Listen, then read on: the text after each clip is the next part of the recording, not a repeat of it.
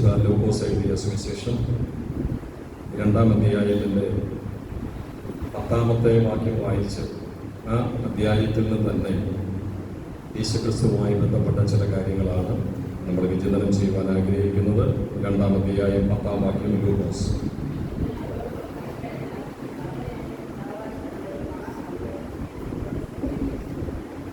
മതി. ദൂതൻ അവരോട്, ഭയപ്പെടേണ്ട, സർവജനത്തിനും ഉണ്ടാകുവാനുള്ള മഹാസന്തോഷം ഞാൻ നിങ്ങളോട് സുവിശേഷിക്കുന്നു. സകല ജനത്തിനും ഉണ്ടാകാനുള്ള മഹാസന്തോഷം എന്താണ് അവിടെ സംഭവിച്ചിരിക്കുന്നത്?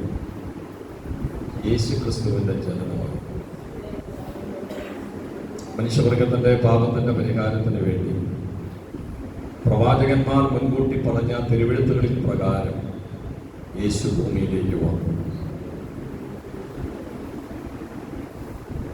അതിനെക്കുറിച്ച് അടുത്ത അധ്യായങ്ങളിൽ യെരൂശലേം ദൈവാലയത്തിൽ ശുദ്ധീകരണത്തിന് വേണ്ടി മോശയുടെ ന്യായപ്രമാണം അനുസരിച്ച് യേശുവിനെയും ശുദ്ധീകരണത്തിന് വേണ്ടി കൊണ്ടുചെന്നപ്പോൾ വന്യവയോവൃദ്ധനായിരിക്കുന്ന ശിമ്യോൻ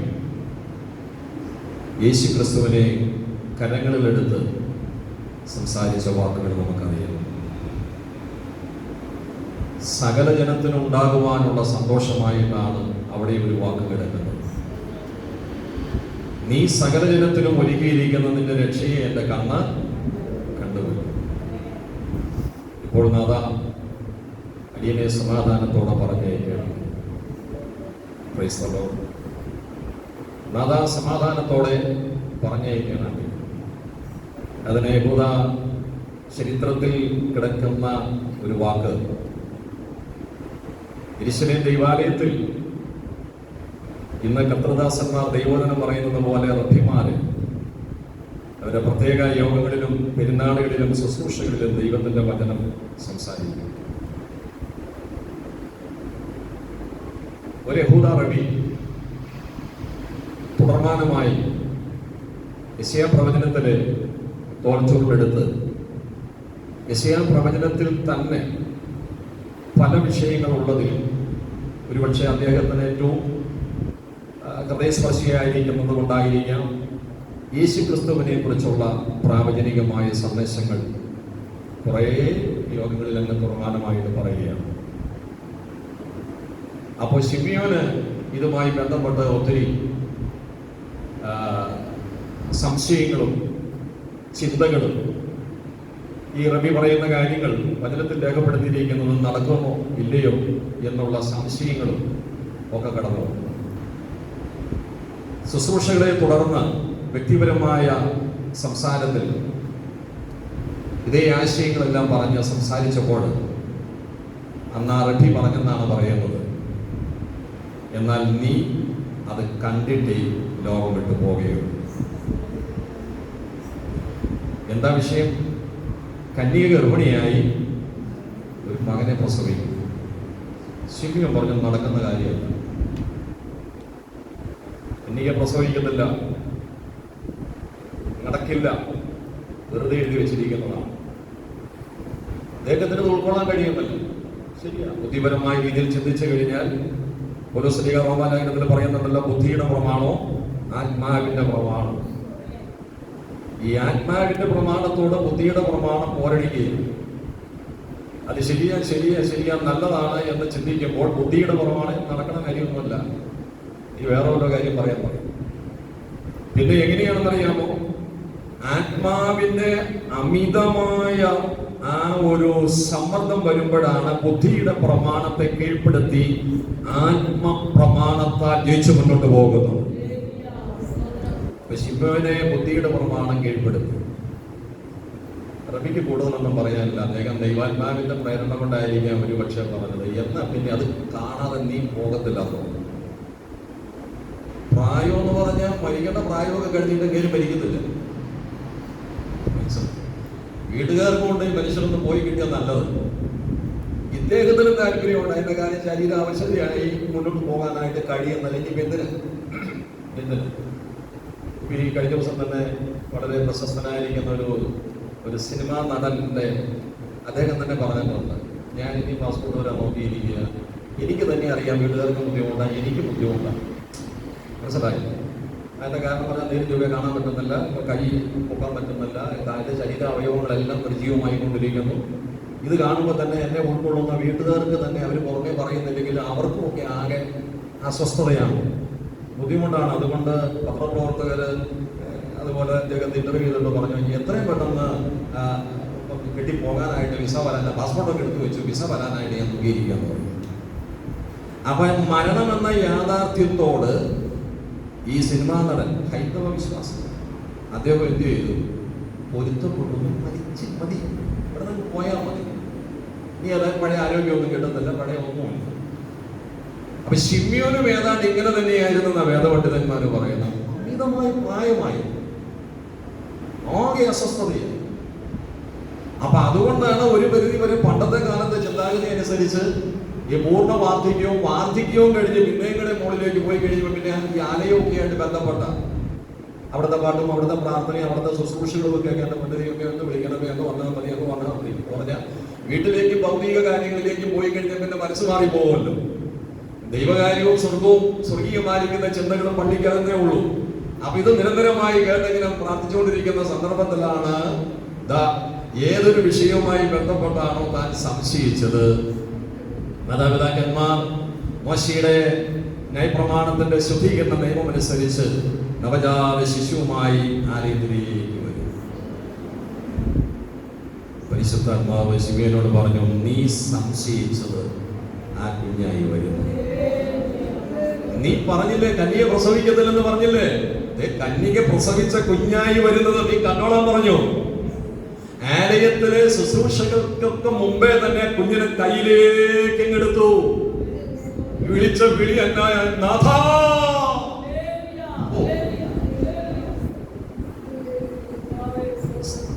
ആലയത്തിൽ വന്നിരിക്കുന്ന ദൈവമക്കളെ, നിങ്ങൾ ഹൃദയം കൊണ്ട് ധ്യാനിക്കുന്നുണ്ടോ? ആത്മാവിൽ നിങ്ങൾ കാണുന്നുണ്ടോ? നാഥാ, എന്റെ നാഥനാ വന്നിരിക്കുന്നത്. നീ സകല ജാതികൾക്ക് ഒരുങ്ങിയിരിക്കുന്ന നിന്റെ രക്ഷയെ എന്റെ കണ്ണുകൊണ്ട് ഞാൻ കണ്ടല്ലോ. അടുത്തൊരു വാക്ക് എന്താണെന്ന് പറഞ്ഞ്, നീ തിരുവചനം പ്രകാരം എന്നെ പോകാൻ അനുവദിക്കുക. എനിക്ക് ഒരു സെക്കൻഡ് എനിക്ക് ഇവിടെ നിൽക്കണമെന്നില്ല, എന്നെ ഒന്ന് പോകാൻ അനുവദിക്കുക, എന്നെ ഒന്ന് വിളിക്ക്. യേശു ഭൂമിയിലേക്ക് വന്നത് മനുഷ്യവർഗത്തിന്റെ പാപത്തിന്റെ പരിഹാരത്തിന് വേണ്ടി, മനുഷ്യവർഗത്തിന് ആത്മീയ സന്തോഷം പ്രദാനം ചെയ്യുവാൻ വേണ്ടി, മനുഷ്യവർഗത്തിന് വീണ്ടെടുപ്പ് കൊടുക്കുവാൻ, നീതീകരണം കൊടുക്കുവാൻ, ശുദ്ധീകരണം കൊടുക്കുവാൻ, തേജസ്കരണത്തിലേക്ക് മനുഷ്യവർഗത്തെ എത്തിക്കുവാൻ, ഏറ്റവും ഒടുവിൽ നമ്മൾ ചിന്തിക്കുമ്പോൾ സൗഭാഗ്യകരമായി നിത്യത മനുഷ്യവർഗത്തിന് വേണ്ടി ദൈവം ഒരുക്കി വെച്ചിരിക്കുന്നു. അതിന്റെ അവകാശികളാക്കുവാൻ വേണ്ടി ദൈവത്തിന്റെ ഏകജാതനായ പുത്രനെ ഈ ഭൂമിയിലേക്ക് നമുക്ക് വേണ്ടി അയച്ചു. വിശുദ്ധ ലൂക്കോസ് കർത്താവായ യേശുക്രിസ്തുവിന്റെ ജനന വൃത്താന്തങ്ങൾ രേഖപ്പെടുത്തിയിരിക്കുമ്പോൾ ഈ 2-ാം അധ്യായത്തിൽ നാം വായിച്ച വാക്യത്തിൽ യേശുവിന്റെ ജനനവുമായി ബന്ധപ്പെട്ടുള്ള സന്ദേശമാണ്. ദൂതൻ അവളോട് ഭയപ്പെടേണ്ട, സർവ്വജനത്തിനും ഉണ്ടാകുവാനുള്ള മഹാസന്തോഷം ഞാൻ നിങ്ങളോട് സുവിശേഷിക്കുന്നു. കർത്താവായ ക്രിസ്തു എന്ന രക്ഷിതാവ് ഇന്ന് ദാവീദിന്റെ പട്ടണത്തിൽ നിങ്ങൾക്കായി ജനിച്ചിരിക്കുന്നു. യേശുവിന്റെ ജനനം, യേശു ഭൂമിയിലേക്ക് വന്നത്, ആ ഒരു ചിന്തയുടെ അടിസ്ഥാനത്തിൽ യേശു ഭൂമിയിലേക്ക് വന്നതും യേശുവിന്റെ ജനനത്തെയും യേശു കൊടുക്കുന്ന സന്തോഷത്തെയും 3 വിഭാഗത്തിൽ പെട്ടിരിക്കുന്ന ആളുകളെ കുറിച്ചുള്ള പരാമർശം ഈ 2-ാം അധ്യായത്തിലുണ്ട്. അവർ എങ്ങനെയാണ് അതിനോട് പ്രതികരിച്ചത്? മനസ്സിലായോ? ആ 3 കൂട്ടരെ നമ്മുടെ മുമ്പിൽ ദൈവത്തിന്റെ ആത്മാവ് കൊണ്ടുവന്നിട്ട് അതിലേക്ക് പ്രവേശിക്കുമ്പോൾ നാം ചോദിക്കേണ്ട ഒരു കാര്യം ഇതാണ്. നാം നമ്മോട് തന്നെ ചോദിക്കേണ്ട ഒരു കാര്യം ഇതാണ്. നമ്മുടെ പാപത്തിന്റെ പരിഹാരത്തിന് വേണ്ടി ഭൂമിയിലേക്ക് കടന്നു വന്ന യേശുക്രിസ്തുവിന്റെ ജനനത്തെ ഹൃദയംഗമായി ഒരിക്കൽ സ്വീകരിച്ചവരാണ് നാം എല്ലാവരും. എന്നാൽ ഈ 3 കൂട്ടരായ ആളുകളുടെ ജീവിതവുമായി ബന്ധപ്പെട്ടത് തുലനം ചെയ്യുമ്പോൾ ഇപ്പോഴും യേശുക്രിസ്തുവിനോടും യേശുവിന്റെ ചലനത്തോടുമുള്ള നമ്മുടെ പ്രതികരണം എങ്ങനെയാണ് സ്ഥായിയായി നമുക്ക് നിലനിർത്തിക്കൊണ്ടു പോകാൻ കഴിയുന്നുണ്ടോ എന്ന് ആത്മാവിലൊന്ന് ശോധന ചെയ്ത ദൈവകരങ്ങളിലേക്ക് സമർപ്പിക്കാനായിട്ടിടയായിത്തീരും. അവിടെ ആ 3 കൂട്ടരെന്ന് പറയുന്നത് ഒന്നാമത്തെ വിഭാഗം മാലാഖമാര്, രണ്ടാമത്തെ വിഭാഗം ആട്ടിടയന്മാർ, മൂന്നാമത്തെ വിഭാഗം ഒരു സത്രം സൂക്ഷിപ്പുകാരൻ, വഴിയമ്പലം സത്രം സൂക്ഷിപ്പുകാരൻ. ഈ 3 കൂട്ടരും യേശുക്രിസ്തുവിന്റെ ചലനത്തോടുള്ള ബന്ധത്തിൽ 3 നിലകളിലാണ് പ്രതികരിച്ചത്. നമ്മുടെ പ്രതികരണമാണ് പരിശുദ്ധാത്മാവ് അവിടെ ചോദിക്കുന്നത്. 2-ാം അധ്യായത്തിന്റെ 10-11 വാക്യങ്ങൾ വായിച്ചപ്പോൾ നമുക്ക് കാണാനായിട്ട് കഴിയുന്നുണ്ട്. ഇനി അതിന്റെ 9-ാമത്തെ വാക്യം നോക്കിക്കുക. 2-ാം അധ്യായത്തിന്റെ 9-ാമത്തെ വാക്യം. കർത്താവിന്റെ ഒരു ദൂതൻ അവരുടെ അരികെ നിന്നിട്ട് അവർ ഭയപരവശരായി. വീണ്ടും 10-ാം വാക്യം. മാലാഖ ദൂതൻ അവരോട്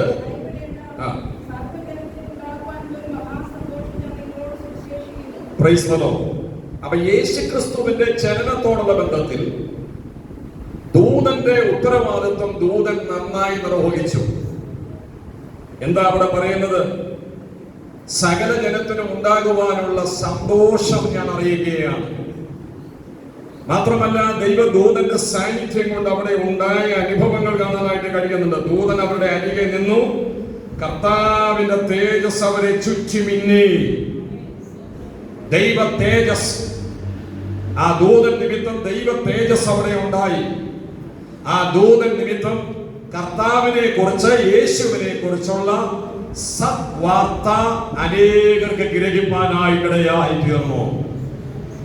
അപ്പൊ യേശുക്രിസ്തുവിന്റെ ചലനത്തോടുള്ള ബന്ധത്തിൽ ഈ മാലാഖ, ഈ ദൈവദൂതൻ ഓരോ ക്രിസ്തു വിശ്വാസിക്ക് നൽകി തരുന്ന ആത്മീയ സന്ദേശം ഇതാണ്. എന്താണെന്നറിയാമോ?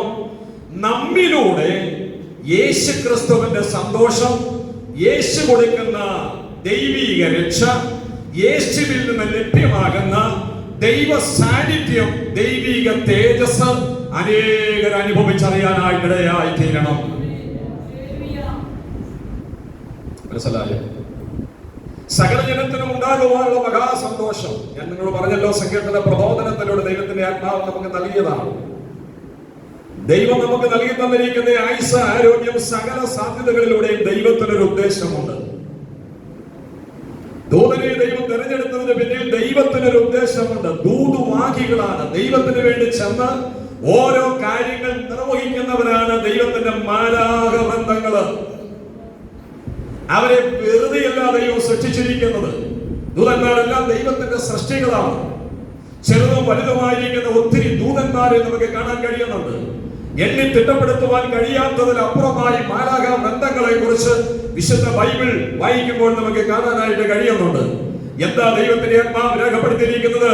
എല്ലാ ദൂതന്മാർക്കും ഓരോ ഉത്തരവാദിത്വമുണ്ട്. ഓരോ ക്രിസ്തു വിശ്വാസിയും ഓർക്കുക. പത്രോസ്ലീഹ പറയുന്നുണ്ട്, നിങ്ങളോ അന്ധകാരത്തിൽ നിന്ന് തന്റെ അത്ഭുത പ്രകാശത്തിലേക്ക് നിങ്ങളെ വിളിച്ചവന്റെ സദ്ഗുണങ്ങളെ ഘോഷിപ്പാൻ തക്കവണ്ണം തിരഞ്ഞെടുക്കപ്പെട്ട ഒരു ജാതിയും രാജകീയ വർഗവുമാണ്. പത്രോസ്ലീഹ പറയുന്ന ഒരു കാര്യം, വിളിച്ചവന്റെ സദ്ഗുണങ്ങൾ ഘോഷിക്കുക. ദൂതൻ ദൈവത്തിന്റെ സദ്ഗുണങ്ങൾ ഘോഷിച്ചു. ദൂതൻ യേശുവിനെ കുറിച്ച് പറഞ്ഞു. ഒരു ദൂത സാന്നിധ്യം അവിടെ ഉണ്ടായപ്പോൾ ദൈവിക തേജസ്സിന്റെ സാന്നിധ്യം അവിടെ ഉണ്ടായി. രക്ഷിക്കപ്പെട്ട സ്നാനപ്പെട്ട ദൈവത്തെ സേവിച്ച് ദൈവത്തെ ആരാധിച്ച് മുന്നോട്ട് പോകുന്ന ഓരോ ദൈവമക്കളും ഓർക്കുക, നമ്മുടെ പ്രാർത്ഥനയുടെ സാന്നിധ്യം, വചന ശുശ്രൂഷയുടെ സാന്നിധ്യം, നമ്മുടെ ആരാധനയുടെ സാന്നിധ്യം, നമ്മിലൂടെ വെളിപ്പെടുന്ന ദൈവശക്തിയുടെ സാന്നിധ്യം അനേകർക്ക് ആത്മാവിൽ ഒരു സന്തോഷമായി തീരണം. അതിനുവേണ്ടിയാണ് ദൈവത്തിന്റെ സാന്നിധ്യം നമ്മുടെ മേൽ പകരുന്നത്. മനസ്സിലായി? സുവിശേഷത്തിന് വേണ്ടി, സുവിശേഷീകരണത്തിന് വേണ്ടി യേശുവിനെ മറ്റൊരാൾക്ക് പരിചയപ്പെടുത്തുവാൻ, ആരാധനയിലൂടെ ദൈവത്തിന്റെ മഹത്വം വെളിപ്പെടുത്തുവാൻ, പാട്ടിലൂടെ ദൈവത്തിന്റെ മഹത്വം വെളിപ്പെടുത്തുവാൻ, വചനത്തിലൂടെ ദൈവത്തിന്റെ മഹത്വം വെളിപ്പെടുത്തുവാൻ നമ്മിലൂടെ പൗലോസ്ലീഹ പറയുന്ന ഒരു കാര്യം ഇതാണ്: എന്നിലൂടെ യേശുവിനെ വെളിപ്പെടുത്തുവാൻ ഞാൻ പ്രസാദിച്ചപ്പോൾ ഞാൻ നേരെ അറേബ്യ മരുഭൂമിയിലേക്ക് പോയി. നിരന്തരമായ പ്രാർത്ഥനയിലും നിരന്തരമായ ധ്യാനത്തിലുമായിരുന്നു. ഓരോ ദൈവമക്കളും ഓർക്കുക, യേശു നമ്മിലൂടെ വെളിപ്പെടട്ടെ, സ്വർഗം നമ്മിലൂടെ വെളിപ്പെടട്ടെ, പരിശുദ്ധാത്മാവ് നമ്മിലൂടെ വെളിപ്പെടട്ടെ, ദൈവം നമ്മിലൂടെ വെളിപ്പെടട്ടെ, ദൈവ തേജസ് നമ്മിലൂടെ വെളിപ്പെടട്ടെ, കൃപകൾ നമ്മിലൂടെ വെളിപ്പെടട്ടെ, കൃപാവരങ്ങൾ നമ്മിലൂടെ വെളിപ്പെടട്ടെ. ഈ തലമുറയിൽ ദൈവം നമ്മെ തിരഞ്ഞെടുത്താക്കിയിരിക്കുന്നതിന്റെ ഉദ്ദേശം ഓർക്കുക. ദൂതനിലൂടെ ദൈവ സാന്നിധ്യവും ദൈവിക തേജസ് യേശുവിനെ കുറിച്ചുള്ള കാര്യം വെളിപ്പെട്ടതുപോലെ യേശുവിന് വേണ്ടി ആത്മാവിൽ പ്രയോജനപ്പെടുവാൻ പരിശുദ്ധാത്മാവ് നമ്മെ ശക്തീകരിക്കുമാറാകട്ടെ. അപ്പോ ഈ ഒരു ചിന്തയിൽ നമുക്ക് മുന്നോട്ട് പോകാനായിട്ട് കഴിയണം. യേശുവിന്റെ ജനനവുമായി ബന്ധപ്പെട്ട് ദൂതൻ എങ്ങനെ പ്രയോജനപ്പെട്ടു? ആ പ്രയോജനപ്പെടുന്നത് പോലെ നമ്മുടെ ഉള്ളിൽ ഉരുവായ, നമ്മുടെ ഉള്ളിൽ ജനിച്ച യേശുവിനെ മറ്റുള്ളവർക്ക് ആ ദൂതനെ പോലെ നാം പ്രയോജനപ്പെടുത്താൻ ഇടയായി തീരണം. വിഷയം മനസ്സിലായ കർത്താവിനൊന്ന് സ്തോത്രം ചെയ്താണ്. രണ്ടാമത്, യേശുവിന്റെ ജനനവുമായി ബന്ധപ്പെട്ട് നിൽക്കുന്നവര് ആട്ടിടയന്മാരാണ്. ഞാൻ ഈ ബൈബിളിൽ എഴുതിയിരിക്കുന്ന ആ ഒരു ഓർഡർ നമ്മൾ വായിച്ചാൽ ആ ഓർഡർ തിരിഞ്ഞാണ് പോയിരിക്കുന്നത്. എന്നാൽ വചന ശുശ്രൂഷയിൽ നമ്മുടെ വിചിന്തനത്തിന് വേണ്ടി നമ്മൾ കൊണ്ടുവരുമ്പോഴുണ്ട്. ലൂക്കോസ് എഴുതിയ സുവിശേഷം 2-ാം അധ്യായത്തിന്റെ 15 മുതലുള്ള വേദഭാഗങ്ങളിൽ നിങ്ങൾ വായിച്ച് 15 മുതലുള്ള വേദഭാഗം. ഇടയന്മാർ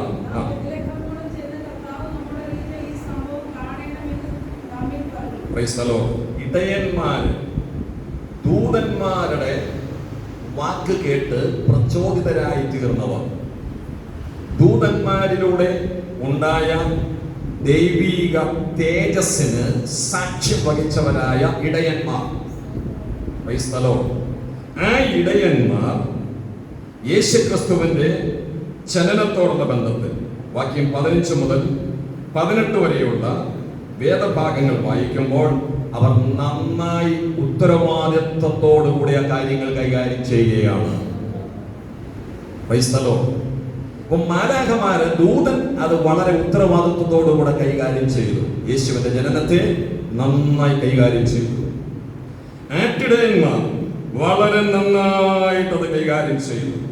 ഈ ആട്ടിടയന്മാരെ കുറിച്ച് പഠിക്കുമ്പോൾ യഹൂദ പഠനങ്ങളിലും ജോസീഫസ് മുതലായ യഹൂദ ചരിത്രകാരന്മാര്, യഹൂദ ചരിത്രം രേഖപ്പെടുത്തിയിരിക്കുന്നവർ പറഞ്ഞിരിക്കുന്നത് ഈ ആട്ടിടയന്മാർ വളരെ വിശ്വസ്തരാണെന്നാണ് പറയുന്നത്. അതിന്റെ കാരണം, ഈ ആടിനെ കൈകാര്യം ചെയ്യണമെങ്കിൽ നല്ല സംയമനമില്ലാത്തവർക്ക് പറ്റത്തില്ല. ഒരെണ്ണം അങ്ങോട്ട് പോകുമ്പോൾ ഒരെണ്ണം ഇങ്ങോട്ട്, ഒരെണ്ണം ഇങ്ങോട്ട് പോകുമ്പോൾ ഒരെണ്ണം അങ്ങോട്ട്. ഇത് ചെതറിപ്പോകും, കൂട്ടം വിട്ടു പോകും, അനുസരണക്കേട് കാണിക്കും. പല നിലകളിൽ ആടുമായി ബന്ധപ്പെട്ട ഒത്തിരി വാക്യങ്ങൾ പഴയ തിരുവെഴുത്തുകളിൽ നമുക്ക് കാണാൻ കഴിയുന്നുണ്ട്. പൊതുവെ വിശ്വസ്തന്മാരായിരിക്കുന്ന ആളുകളെയാണ് പലസ്തീൻ നാട്ടിലെ ആട് പരിപാലനം ആ ജോലി ഏൽപ്പിക്കുന്നതെന്നാണ് കാണാനായിട്ട് കഴിയുന്നത്. വിശ്വസ്തന്മാരാണ് ഇപ്പൊ ഇവര്. മറ്റൊരു പ്രത്യേകത, എപ്പോഴും അവഗണനകളും വെല്ലുവിളികളും നേരിടുന്നവരാണ്. കുറ്റപ്പെടുത്തലുകൾ, ആക്ഷേപങ്ങൾ. ഇവരിങ്ങനെ ആട്ടിൻ കൂട്ടവുമായിട്ട് പോകുമ്പോൾ ചിലപ്പോൾ രണ്ടാള് ചെന്ന് ഓടി അടുത്ത പറമ്പിട്ട് കയറും. ഉടനെ പറമ്പുകാരന്റെ ചീത്ത, അല്ലെങ്കിൽ അവിടെ എന്തെങ്കിലും കടിച്ചു തിന്നും. അതുമായി ബന്ധപ്പെട്ട അസ്വസ്ഥതകൾ, നീ എവിടെ നോക്കിയാണ് ആടിനെ കൊണ്ടുപോകുന്നത് എന്ന് പറഞ്ഞ് രാവിലെ തൊട്ട് വൈകുന്നേരം വരെ അവഗണനകളും അസ്വസ്ഥതകളും ബുദ്ധിമുട്ടുകളും മറ്റുള്ളവരുടെ ആകാത്ത വാക്കുകളും മനം പഠിപ്പിക്കുന്ന അനുഭവങ്ങളൊക്കെയാണ് ഇവർ നേരിട്ട് കൊണ്ടിരിക്കുന്നത്. പക്ഷേ അവരതിൽ നിന്ന് ഒരിക്കലും മാറിപ്പോകത്തില്ല. അവർ ആത്മാർത്ഥമായി ആ ഉത്തരവാദിത്തങ്ങൾ ചെയ്യുന്നവരാണ്. ദൈവത്തിന് സ്തോത്രം. ഇങ്ങനെ പലസ്തീൻ നാട്ടിലെ യഹൂദാദേശത്തെ അട്ടിടയന്മാരെ കുറിച്ച് 1, 2, 3, 4 അവരുടെ സ്വഭാവ സവിശേഷതകൾ എല്ലാം ചേർത്ത് പഠിക്കുമ്പോൾ ഒത്തിരി നല്ല കാര്യങ്ങൾ നമുക്ക് കാണുവാനായിട്ട് കഴിയുന്നുണ്ട്. അവഗണന നേരിടുന്നവരും, പ്രതിസന്ധി നേരിടുന്നവരും, തഴയപ്പെട്ടവരും, ഒറ്റപ്പെട്ടവരും, മറ്റുള്ളവരാൽ ദ്വേഷിക്കപ്പെടുന്നവരും, ഇങ്ങനെയുള്ള അനുഭവങ്ങളിലൂടെ മുന്നോട്ട് പോവുകയാണ് ഒരു ക്രിസ്തു വിശ്വാസി അഭിമുഖീകരിക്കുന്ന പ്രശ്നങ്ങളെയാണ് ഇവിടെ കാണാനായിട്ട് കഴിയുന്നത്. ദൈവത്തിന്റെ സ്തോത്രം. ആട് പരിപാലനം എന്ന് പറയുന്ന, ആടിനെ ശുശ്രൂഷിക്കുക, ആട്ടിൻകൂട്ടത്തെ പോറ്റിപ്പുലർത്തുക എന്ന് പറയുന്ന അമിതമായ ജോലിഭാരം ഉള്ളപ്പോൾ തന്നെ യേശുക്രിസ്തുവിന്റെ ജനനവുമായി ബന്ധപ്പെട്ട ഒരു വാക്ക് കേട്ടപ്പോൾ ന്യായമായ രീതിയിൽ ഈ ഇടയന്മാർക്ക് അതിൽ നിന്ന് ഒഴിഞ്ഞു പോകാം. ഇപ്പോൾ തന്നെ ആവശ്യത്തിലധികം തലവേദനയുണ്ട്, ഇപ്പോൾ തന്നെ ആവശ്യത്തിലധികം പ്രശ്നവുമുണ്ട്. വീട്ടുകാർ, നാട്ടുകാർ, ഉറ്റവർ, ഉടയവർ മുഴുവനും എതിരായി നിൽക്കുകയാണ്. ഇതിനിടയ്ക്ക് നീ യേശുക്രിസ്തുവിന്റെ ജനനവുമായി ബന്ധപ്പെട്ട് എന്തെങ്കിലും കാര്യങ്ങൾ പറഞ്ഞാൽ എരിയിൽ അത് എണ്ണ ഒഴിക്കുന്നത് പോലെ പ്രശ്നം ഒന്നുകൂടെ എന്ന് പറഞ്ഞാൽ ഇല്ലാത്തവന്റെ അടുക്കലേക്ക് ഒന്നുകൂടെ ചെന്ന് കഴിഞ്ഞാൽ ആ പ്രശ്നം ആളി കത്തുന്നത് പോലെ ആയി തീരുമല്ലോ എന്ന് വിചാരിച്ച് ഇവരൊരിക്കലും ഭാരപ്പെട്ടില്ല.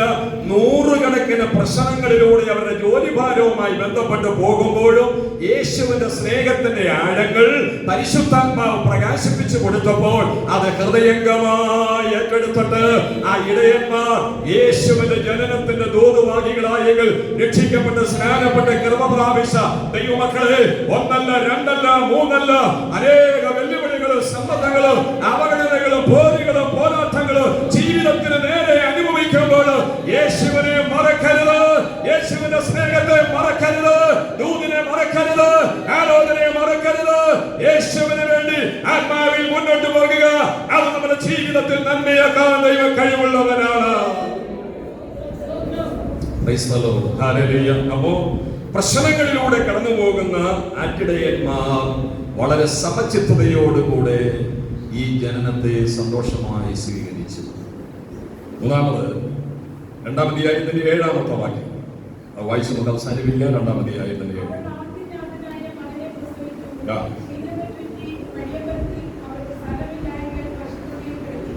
സത്രം, വഴിയമ്പലം, സത്രം സൂക്ഷിപ്പുകാരൻ, വഴിയമ്പലത്തിന്റെ സൂക്ഷിപ്പുകാരൻ. ആ സത്രം സൂക്ഷിപ്പുകാരന്റെ മനോഭാവം പരിശുദ്ധാത്മാവോടെ വെളിപ്പെടുത്തിയിട്ടുണ്ട്. നിങ്ങൾക്ക് എന്ത് മനസ്സിലായി? യേശുവിനെ ഇടപെടുക. ദൂതനെ ഉത്തരവാദിത്വം ഏൽപ്പിച്ചു. ദൂതൻ നന്നായി ചെയ്തു. ആട്ടിടയന്മാർ കേട്ട ദൗത്യം നന്നായി നിർവഹിച്ചു. പക്ഷേ യേശുവുമായിട്ട് അവിടെ വന്നപ്പോൾ സത്രത്തിൽ ഇടമില്ല എന്നുള്ളൊരു കാര്യം യാഥാർത്ഥ്യമാണ്. പക്ഷെ ഇയാൾ എന്ത് ചെയ്യണമായിരുന്നു? എങ്ങനെയെങ്കിലും ഒരു ഇടമുണ്ടാക്കി കൊടുക്കണമായിരുന്നു. പറ്റിയാല് ചരിത്രത്തിലുണ്ട്. മനസ്സുണ്ടെങ്കിൽ എന്തുണ്ട്? മാർഗമുണ്ടെന്നേ. നമ്മൾ പറയും നടക്കൂലെന്നൊന്നും പറയുന്നത് വെറുതെ. മനസ്സുണ്ടെങ്കിൽ മാർഗമുണ്ട്. ഒന്ന് അഡ്ജസ്റ്റ് ചെയ്താൽ, ഒരു റിസ്ക് ഒന്നും എടുത്താൽ, ഇച്ചിരി ഒന്ന് കഷ്ടപ്പെടാൻ തയ്യാറായാൽ, ഒരുപക്ഷെ വേറെ 1-2 പേരുടെ ഇഷ്ടം കേട്ടിട്ട് വിധേയപ്പെടും. ഒന്ന് അഡ്ജസ്റ്റ് ചെയ്യാൻ പറയുമ്പോൾ ഈ 2 കട്ടിലിടുന്നിടത്ത് 3 കട്ടിലങ്ങ് ചെല്ലുമ്പോ, അല്ലെങ്കിൽ 2 കസേര ഇടുന്നിടത്ത് 3 കസേരയെങ്കിൽ ചെല്ലുമ്പോ ഇച്ചിരി എടുക്കും, അല്പം ഞെരുക്കും, അല്പം ഭാരവും അല്പം പ്രയാസവും അതിന്റെ നടത്തിപ്പുകാരനും അല്ലെങ്കിൽ ഉടമസ്ഥനും അതിന്റെ കുടുംബനാഥനും ആരാണോ നേതൃത്വം കൊടുക്കുന്നത് ഒക്കെ ഉണ്ടാകും. ശരിയാണ്, കുറച്ച് കഴിഞ്ഞാൽ അതൊക്കെ മാറും. പക്ഷെ ഇയാൾ എന്ത് ചെയ്യണമായിരുന്നു? റിസ്ക് എടുക്കാൻ ഇയാൾ തയ്യാറായില്ല. ഒരു ഉത്തരവാദിത്വം ഏറ്റെടുക്കാൻ ഇയാൾ തയ്യാറായില്ല. ഇനി നിങ്ങൾ ശ്രദ്ധിച്ച് എന്നോടൊപ്പം വരുന്നുണ്ടല്ലോ. ഒരു ഉത്തരവാദിത്വം ഏറ്റെടുത്ത്, ഒരു റിസ്ക് ഏറ്റെടുത്ത് യേശുവിനൊരു ഇടം അയാൾ കൊടുത്തിരുന്നെങ്കിലോ ബൈബിൾ ചരിത്രത്തിൽ തങ്കലിപികളിൽ അയാളുടെ പേര് വന്നേ. നിങ്ങളെ കുറേനക്കാരനായ ശിമോനെ കുറിച്ച് നിങ്ങളൊന്ന് ഓർത്തേ. ആ കറുത്തവർഗത്തിൽപ്പെട്ടിരിക്കുന്ന എത്യോപ്യക്കാരനായിരിക്കുന്ന ആ മനുഷ്യൻ അന്നത്തെ കുറേന ഏതാണെന്ന് ഗൂഗിൾ സെർച്ച് ചെയ്താൽ നിങ്ങൾക്കറിയാം. അവഗണിക്കപ്പെട്ടവരും തഴയപ്പെട്ടവരും ഒറ്റപ്പെട്ടവരുമായി കാർഷിക വൃത്തികൾ മാത്രം ചെയ്തുകൊണ്ട് അതിലേർപ്പെട്ട് മുന്നോട്ട് പോകുന്നവരായിരിക്കുന്ന ആളുകൾ, സാധാരണക്കാരനായിരിക്കുന്ന ഒരു മനുഷ്യൻ. അയാൾ വയലിൽ നിന്ന് വരുന്ന സമയമാണ്. യാദൃച്ഛികമെന്ന് തോന്നാമെങ്കിലും യേശുക്രിസ്തുവിന്റെ ചരിത്രത്തിൽ ഈ മനുഷ്യനെ ഉൾപ്പെടുത്താൻ വേണ്ടി പരിശുദ്ധാത്മാവ് കൊണ്ടുവന്നതാണ് ഞാൻ വിശ്വസിക്കുന്നത്. നിങ്ങൾ ഓർത്തോളം ക്രിസ്തീയ ജീവിതത്തിൽ സംഭവിക്കുന്നത് ഒന്നും യാദൃച്ഛികമല്ല. എല്ലാറ്റിന്റെ പിന്നിൽ ദൈവത്തിനൊരു ഉദ്ദേശമുണ്ട്. ഒന്നിനെ നിസ്സാരമായി കാണരുത്. ഒന്നിനെയും ആഗമ ബുദ്ധിയോടുകൂടെ കാണരുത്. നമുക്ക് തിരിച്ചറിയാൻ കഴിയുന്നത് അപ്പുറമായ ഒരു ദൈവോദ്ദേശമുണ്ട്. ഇപ്പോഴല്ല, അത് പിന്നത്തേതിൽ ആത്മാവിൽ തിരിച്ചറിയാനിടയായി തീരും. അതിനെ കാരണന്മാര് പറയുന്നത് കാലം വെളിപ്പെടുത്തും. കാലനല്ല, നമ്മൾ നേരിലും സത്യത്തിനും നീതിക്കും വേണ്ടി നിന്നു. ഇന്നത്തെ നമ്മുടെ തീരുമാനങ്ങൾ, ഇന്നത്തെ നമ്മുടെ വാക്കുകൾ, ഇന്നത്തെ നമ്മുടെ ഇടപെടലുകൾ, എന്റെ പൊന്നെ നാട് മുഴുവൻ നമ്മളെ കണ്ടറിയും. വീട്ടിൽ നിന്ന് നാട്ടിൽ നിന്ന് എല്ലാവർക്കും കുറച്ചൊക്കെ ഉണ്ടാവും. കുറച്ച് കഴിയുമ്പോ അടുത്ത് പറയുന്നറിയാമോ, അത് ശരിയാണ്, ഇല്ല അത് ശരിയാണ്, ആ തീരുമാനം ശരിയായി, വാക്കുകൾ ശരിയായി, ആ പ്രവൃത്തി ശരിയായി, അന്നത് ചെയ്തത് കൊണ്ട് എത്ര നല്ല രീതിയിലാണ് മുന്നോട്ട് പോകുന്നത്. പക്ഷെ അന്നതൊന്ന് ചെയ്തെടുക്കാൻ വേണ്ടി എടുത്ത റിസ്ക് എന്നാന്ന് നേതൃത്വം കൊടുത്തവർക്കും ചെയ്യിപ്പിച്ചവർക്കും ചെയ്തവർക്കേ അറിയാവൂ. ഭയങ്കരമായ പ്രയാസമാണ്. പക്ഷെ അവർ ഉത്തരവാദിത്വം ഏറ്റെടുക്കാൻ തയ്യാറായി. ഭയങ്കര വെച്ച് കാണും. തലയൊന്നും പോകില്ല, തല പോയാലും പോട്ടെ, പോകത്തില്ല. അപ്പൊ ഈ സത്രം സൂക്ഷിപ്പുകാരൻ ഒരു ഉത്തരവാദിത്വം കാണിച്ചില്ല. ഈ നവജാത ശിശുമായി ചെന്നപ്പോൾ ആ വാക്ക് ഒന്നോട് നിങ്ങൾ നോക്കിയിട്ട് അവസാനിപ്പിക്കാം. അവൾ അതിജാതനായ ശീലകൾ ചുറ്റി വഴിയമ്പലത്തിൽ സ്ഥലമില്ല. പിന്നെ എങ്ങോട്ടാ കൊണ്ടുപോയത്? പശുക്കുട്ടികൾ. ഒന്നുകൂടെ ധ്യാനിച്ചു. ഒരു നവജാത ശിശുവിനെ കിടത്താൻ ആ വഴിയമ്പലത്തിൽ സാധിക്കും. നവജാത ശിശുവിന്റെ നീളം, അതിന്റെ വലിപ്പം എന്തോരമുണ്ട്. അതിനെയൊന്നും കിടത്താൻ നമ്മുടെ സ്ഥലമില്ല. ഈ മനുഷ്യൻ ഇത്രയും നിർഭാഗ്യനായി പോയത്, ഒരു ബോധമില്ലാത്തവനായി പോയത്, ഒരു ദീർഘവീക്ഷണമില്ലാത്തവനായി പോയത്, ഒരു കരുതലില്ലാത്തവനായി പോയത്. പക്ഷെ അവന് ദീർഘവീക്ഷണം ഉണ്ടായിരുന്നെങ്കിൽ, അവന് ലക്ഷ്യബോധം ഉണ്ടായിരുന്നെങ്കിൽ, അവന്റെ ചരിത്രത്തിൽ മാറ്റുന്ന വ്യക്തിയുണ്ട്. പരിശുദ്ധാത്മാവിന്റെ പോലെ വീഴ്ചയുടെ അടിസ്ഥാനത്തിൽ പറയുന്നു, യേശു ക്രിസ്തുവിന് വേണ്ടി, ദൈവനാമത്തിന് വേണ്ടി, യേശുവിന്റെ സന്തോഷത്തിന് വേണ്ടി, ഒരുപക്ഷെ യോഹന്നാൻ പറയുന്നത് പോലെ ഞാൻ പോയേണ്ടി വന്നാൽ യേശുവിനെ വളരണം. പലകളെ വളക്കാൻ കണ്ണുകളടയ്ക്കാൻ അല്ലാതെ നമ്മൾ സ്തോത്രം ചെയ്താണ് പ്രാർത്ഥിച്ചത്. നമ്മുടെ ഹൃദയത്തിൽ പരിശുദ്ധാത്മാവ് ഒരു വാക്യം തന്ന യേശുവിനെ കുറിച്ച്, നമ്മുടെ ഹൃദയത്തിൽ ജനിച്ച യേശുവിനെ കുറിച്ചുള്ള നമ്മുടെ മനോഭാവം, വളർന്നു വരുന്ന യേശുവിനെ കുറിച്ചുള്ള മനോഭാവം, നമ്മുടെ ചിന്തകളിലൂടെ, നമ്മുടെ സംഭാഷണങ്ങളിലൂടെ, നമ്മുടെ ഇടപെടലുകളിലൂടെ, താലന്ത് വിനിമയങ്ങളിലൂടെയെല്ലാം ആ മാലാഖമാരെ പോലെ, ആട്ടിടയന്മാരെ പോലെ ഉത്തരവാദിത്വ മനോഭാവത്തോടുകൂടെ കർത്താവിന് വേണ്ടി മുന്നോട്ട് പോകാൻ എന്നെ സഹായിക്കണം. കർത്താവെ, ഒരിക്കലും ആ സത്രം സൂക്ഷിപ്പുകാരനെ പോലെ ഞാനായി പോകാതെ മറ്റുള്ള എല്ലാത്തിനും ഞാൻ ഉത്തരവാദിത്വം കൊടുക്കുന്നു. മറ്റുള്ള എല്ലാ കാര്യങ്ങളും ക്രമീകരിക്കാൻ എനിക്ക് ഇടമുണ്ട്. മറ്റുള്ള എല്ലാ കാര്യങ്ങളും ചെയ്തെടുക്കുവാൻ എനിക്ക് ശേഷിയും പ്രാപ്തിയും. യേശു ദൈവകാര്യം എന്നുള്ളൊരു വിഷയം വരുമ്പോൾ നിസ്സംഗത, മടി, അലസത, അതിനൊരിടമുണ്ടാക്കാൻ കഴിയുന്നില്ല.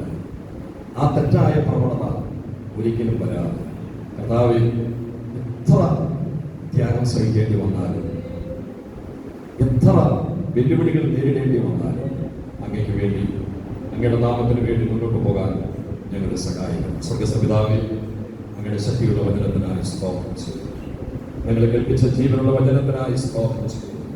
ആ മാലാഖമാരെ പോലെ, ആട്ടിടയന്മാരെ പോലെ കർത്താവിന്റെ നാമമഹത്വത്തിന് വേണ്ടി ഞങ്ങളുടെ ശക്തിയോടെ ജ്വലിച്ച് പ്രകാശിക്കാൻ സഹായിക്കണം. വളരെ വേദനയോടെ നിങ്ങൾ ഓർക്കുന്നു, കർത്താവെ, ഒരിക്കലും ആ സത്രം സൂക്ഷിപ്പുകാരനെ പോലെ ഞങ്ങളാകാതെ പരിശുദ്ധാത്മാവിന്റെ സഹായം കൂടെ ഞങ്ങളെ നിറയ്ക്കണമേ. കർത്താവിന് വേണ്ടി നിലനിൽപ്പാൻ ഞങ്ങളെ ശക്തീകരിക്കണമേ. മഹത്വം അങ്ങേക്ക് യേശുക്രിസ്തുവിൻ നാമത്തിൽ തന്നെ. ദൈവം എല്ലാവരെയും അനുഗ്രഹിക്കട്ടെ.